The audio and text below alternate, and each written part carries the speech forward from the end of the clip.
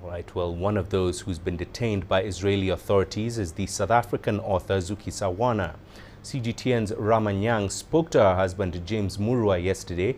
He started their conversation with a recap of the storming of the flotilla and efforts to locate her ever since. Since then, the only information I have is that they were all apprehended and they were taken to a place. I'm not sure the name of the place, but they have been taken somewhere for processing, and that's all we know. We don't know where exactly, how their whereabouts, their health. That's all I have. No contact since she talked to me before she got to the danger zone. Indeed, and as far as we can tell, there are quite a few police officers deployed to a port in southern Israel called Ashdod to try and process some of the people who were detained by the Israeli military. What about contact from governments? The South African embassy, the Kenyan embassy, are they providing any assistance, any communication? I spoke to somebody who is close to the government of Kenya, and what they told me was that I need to formally email, which I did. But the reason, because Zukiswa has been using a South African passport, it's difficult for the government to get in because if she traveled with a Kenyan passport, it would have been an easy matter for them to take it up. But because she's traveling on a South African passport, it's a bit difficult for the government of Kenya to really jump in. So, but I've emailed them and I'm hoping for a response. Okay, so the Kenyan government has said that. Any updates from the South African side? The South African government has President Ramaphosa posted on Twitter an official statement where he wanted the people who had been abducted to be released. So I knew when the president tweets, that's the official government statement. So he has made a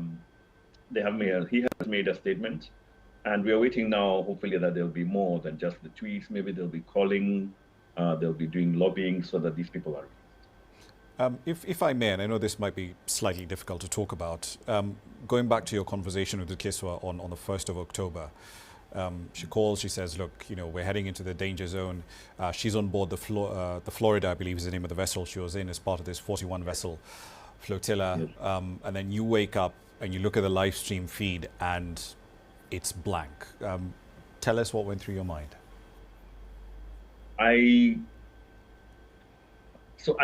actually traveled to Lagos to attend a literary festival here called Kuramo. And I left the gang and I went to follow the flotilla overnight. And at 1 a.m., I was following. I couldn't follow in. I think my body gave in because I haven't slept the previous day. When I woke up around 4 a.m. in Lagos time, I saw that the flotilla tracker said it had been intercepted. The Florida had been intercepted, and I basically broke down because I know I've been following what the Israelis are doing to anybody who stands in their way of their mission to make sure that Palestine is no longer existing. So I remember that I actually broke down and started crying.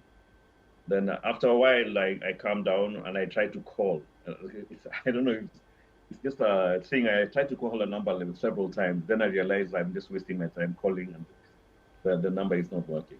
So it was really tough for me, especially that time when I realized that they were taken over. They were taken over.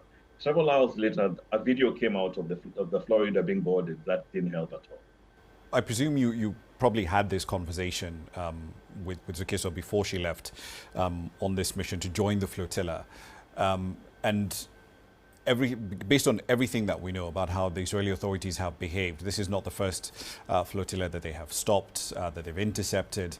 They're determined to maintain this blockade. And I know there's some who'll watch this and ask, why? What was she hoping to achieve? What was her position on that? The thing with the Palestine issue with the flotillas is there are 2 million people in Gaza who are basically starving to death as we watch. And everybody is trying to do anything that they can to try to help them, give them relief.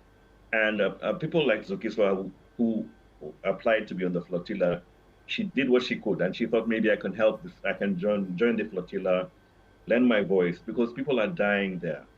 And the idea is just to make sure that, A, if we can, we get the food to the people in Gaza. That's the main number one thing. Number two, if they don't get to Gaza, they have actually raised their voices and people will know what's happening there. Because a lot of people don't realize that there are 2 million people who are actually about to die. And then I've just seen in the last 1 hour that there's been an unintended consequence of the flotilla. That because the Israeli military is so keen on following the flotilla, Palestinians are actually able to fish and get some fish out of the water. So it's actually helping them in ways that you did not imagine.